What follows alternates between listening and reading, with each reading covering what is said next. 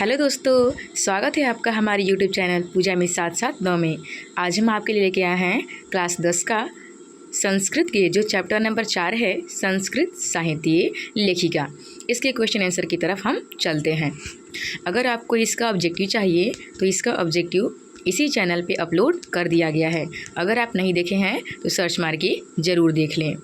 तो सबसे पहले अगर आप इस चैनल पे नए हैं तो सब्सक्राइब करना बिल्कुल ना भूलें और अपने दोस्तों के साथ शेयर करना बिल्कुल ना भूलें। चलिए, तो अब आप हो जाइए तैयार और कॉपी कलम लेके बैठ जाइए, क्योंकि ये सारे क्वेश्चन आप लिखते चलिएगा। चलिए, पहला क्वेश्चन देखते हैं। लिखा है कि सर्व शुक्ला सरस्वती किसे कहा गया है और क्यों। सर्व शुक्ला सरस्वती कहने का मतलब ये है कि ऐसी कोई स्त्री जिसको सरस्वती का दूसरा रूप कहा गया है। तो एक ऐसी लड़की है जिसको सर्व शुक्ला सरस्वती कहा गया है। चलिए देखते हैं, पूछ रहा है क्यों कहा गया है। चलिए, आंसर लिखा है सर्व शुक्ला सरस्वती विजयांका को कहा गया है। चलिए, एक क्वेश्चन तो हमें समझ में आया कि जो सर्व शुक्ला सरस्वती है वो किसे कहा गया है। तो एक लड़की है जिसका नाम है विजयांका, उसी को सर्व शुक्ला कहा गया है। आगे लिखा है लौकिक संस्कृत में विजयांका की भूमिका सराहनीय रही है। अगर हम लौकिक संस्कृत साहित्य की बात करें तो उसमें विजयांका का बहुत अधिक भूमिका रहा है। इसके पदों की सौठता देखने में बनती है, यानी कि जो विजयांका थी वो बहुत ही सराहनीय काव्य लिखा करती थी। इसलिए कहा जा रहा है कि इसकी जो काव्य था वो काफ़ी फेमस था और काफ़ी सुंदर हुआ करता था। एक असाधारण लेखिका की पराकाष्ठा से प्रभावित होकर दंडी ने उसे सर्व शुक्ला सरस्वती कहा है। यानी कहने का मतलब ये है कि एक ऐसी लड़की जो कि साधारण हम लोग की तरह लड़की थी, लेकिन उसके जो गुण थे वो असाधारण मालूम पड़ते थे।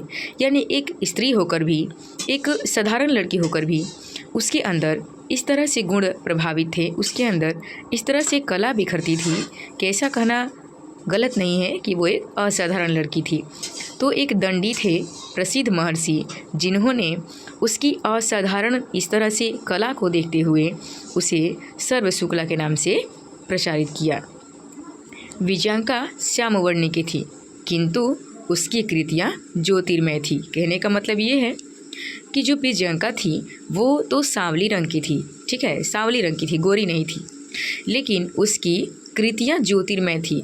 लेकिन उसकी जो कृतियाँ हैं, उसकी जो काम है वो काफ़ी ज्योतिर्मय था, वो काफ़ी प्रकाशित हुआ।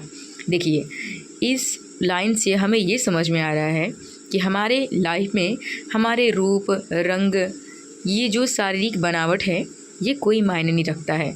अगर हमारे अंदर अगर कोई कला है, कोई गुण है, तो हम कला और गुण के माध्यम से काफ़ी फेमस हो सकते हैं, काफ़ी पूज्यमान हो सकते हैं। इसलिए हमें अपनी रूप और जो शारीरिक बनावट है उस पर ज़्यादातर ध्यान नहीं देना चाहिए।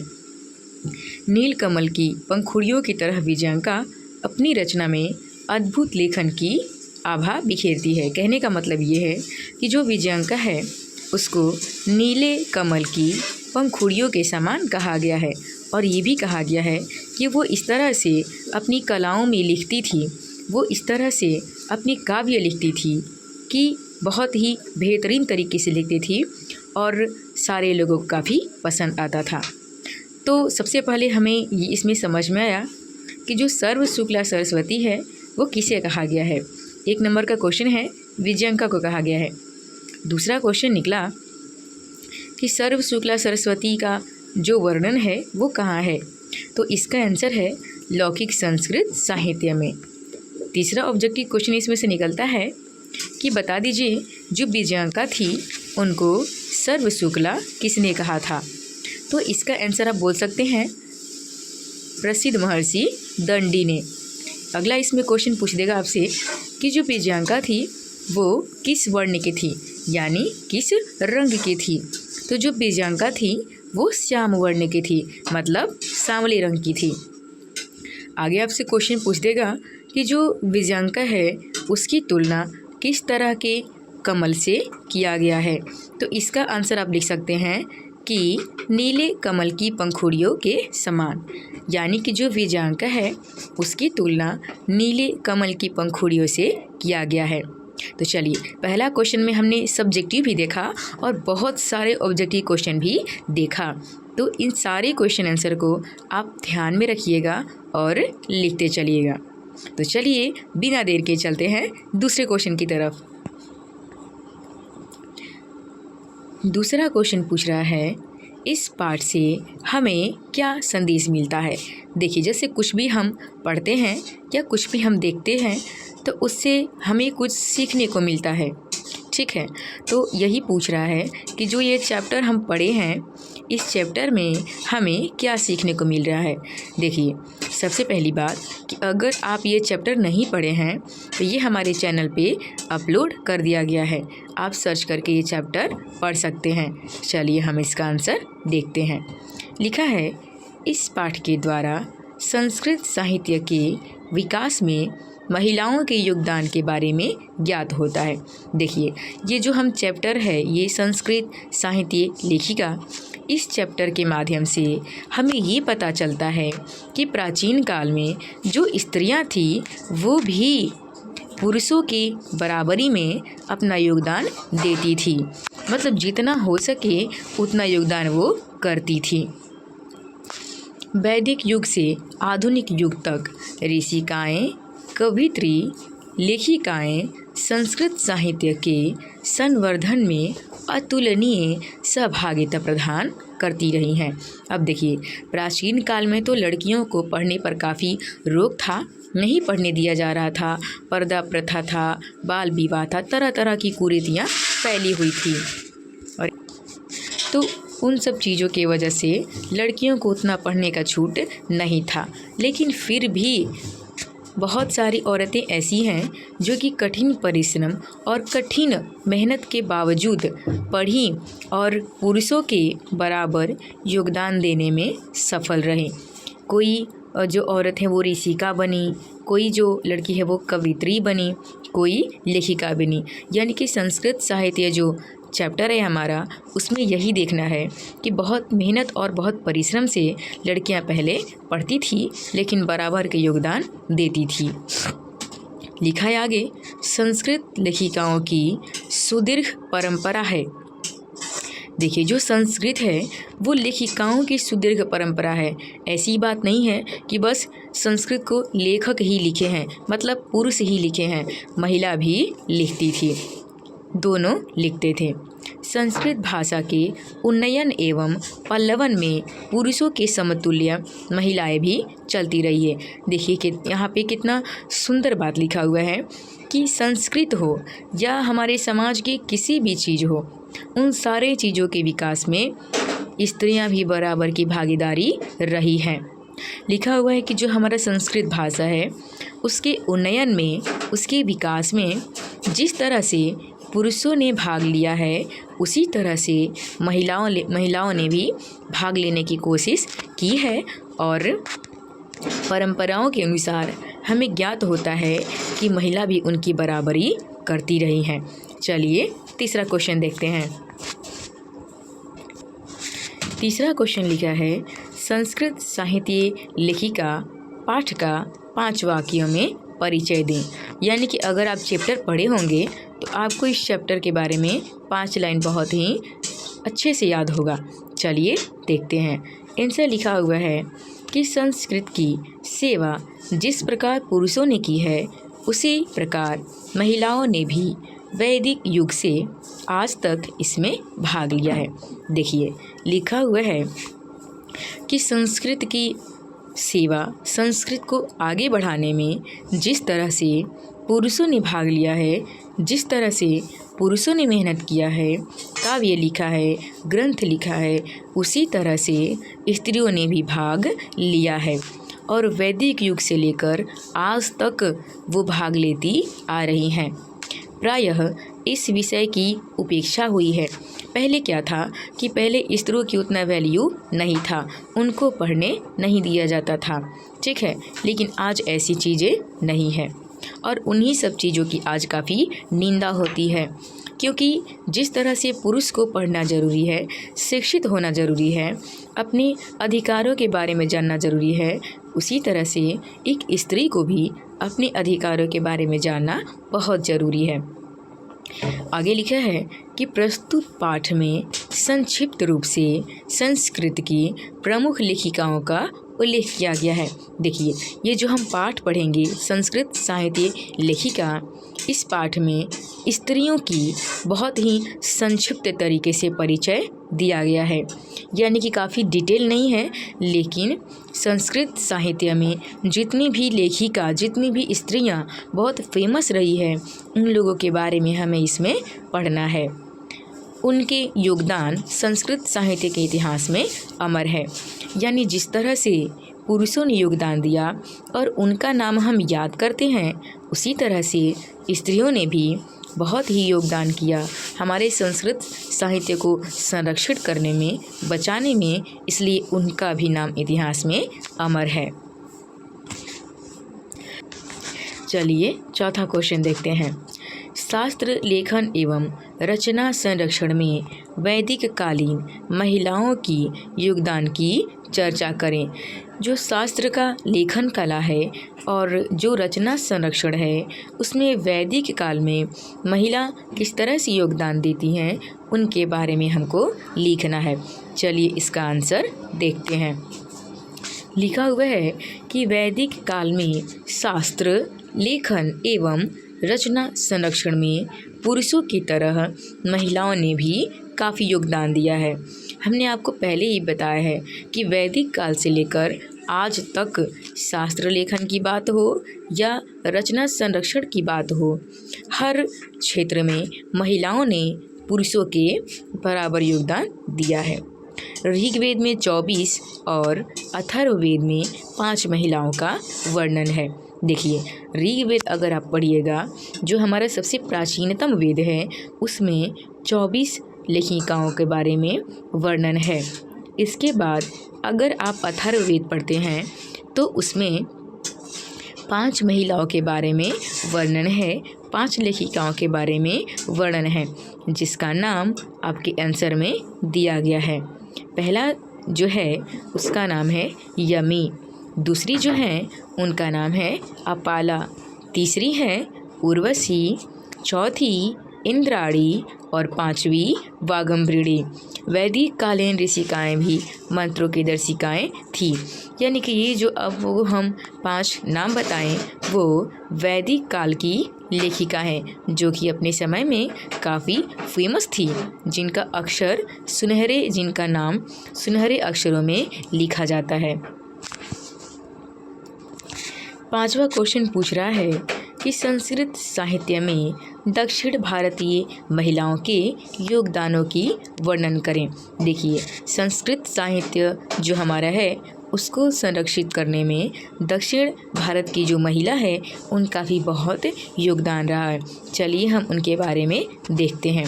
ये सारे क्वेश्चन बहुत ही इम्पोर्टेंट होने वाले हैं, इसलिए ये आप कॉपी पर लिखते चलिएगा।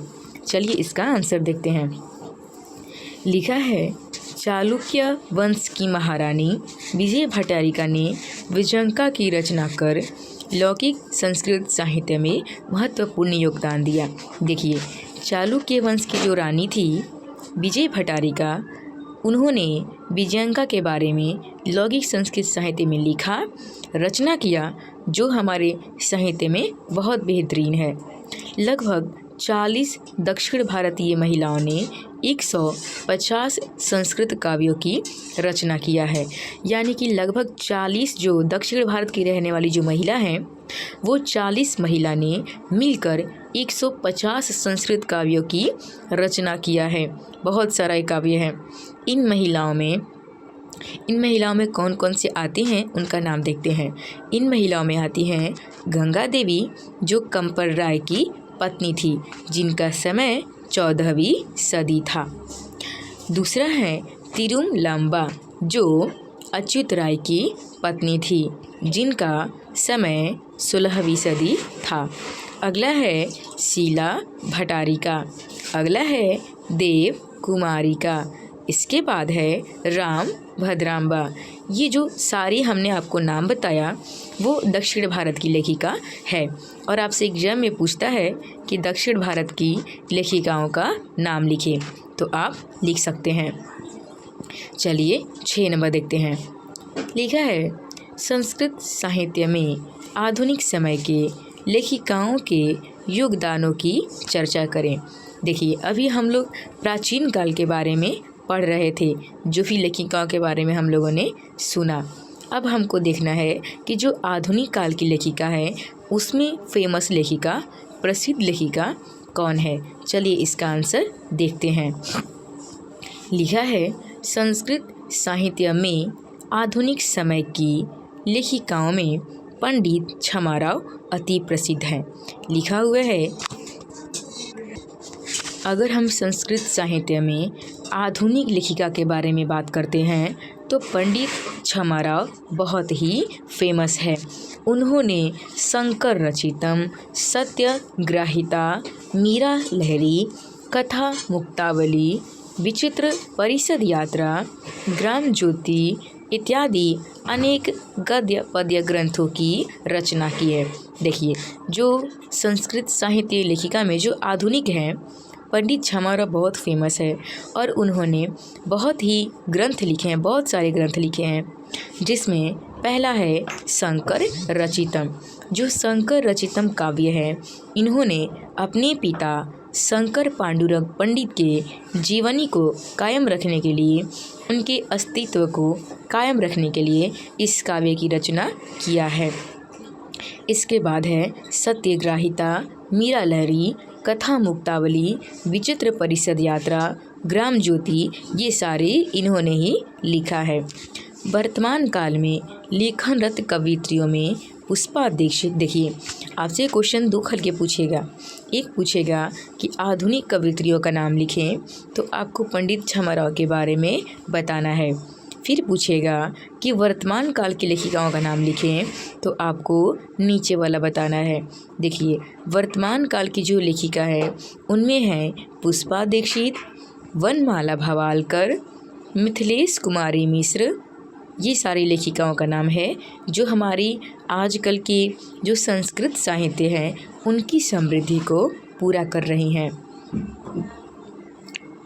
7 क्वेश्चन है संस्कृत साहित्य में विजयनगर के राज्य के योगदान का वर्णन करें।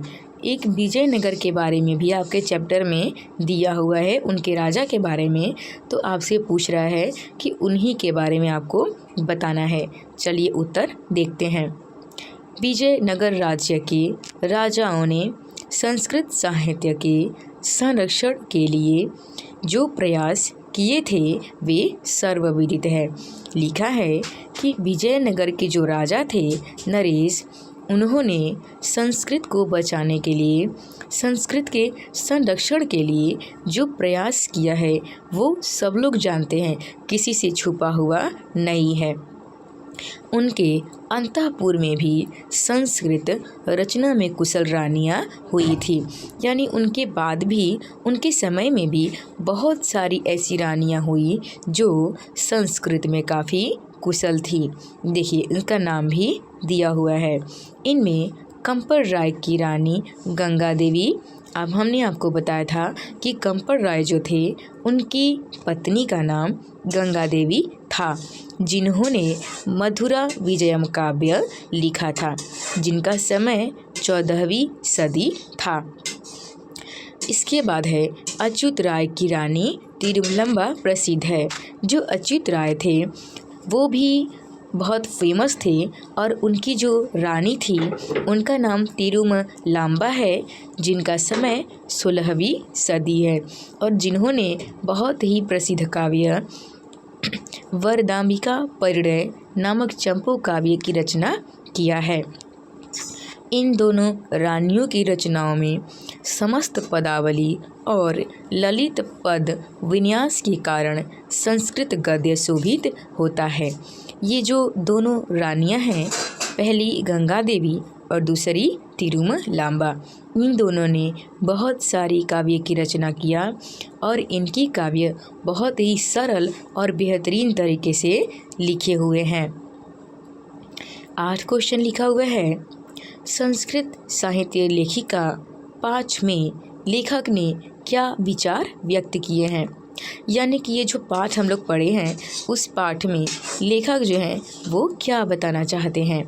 तो आंसर लिखा हुआ है कि संस्कृत साहित्य लेखिका 5 में लेखक का विचार है कि प्राचीन काल से लेकर आज तक महिलाओं ने संस्कृत साहित्य में महत्वपूर्ण योगदान दिया है। देखिए, इस पाठ में जो लेखक हैं उन्होंने अपना विचार यही बताया है कि प्राचीन काल से लेकर आज तक जो संस्कृत साहित्य को संरक्षित करने में बस पुरुषों ने ही नहीं बल्कि स्त्रियों ने भी बहुत ही भागीदारी दी है। दक्षिण भारत की महान साहित्यकार महिलाओं ने भी संस्कृत साहित्य को समृद्ध बनाया और इन्होंने ये भी बताया है कि बस उत्तर भारत की महिला ही नहीं, दक्षिण भारत की महिला ने भी संस्कृत साहित्य को काफ़ी सुदृढ़ बनाया है। चलिए आज का लास्ट क्वेश्चन देखते हैं।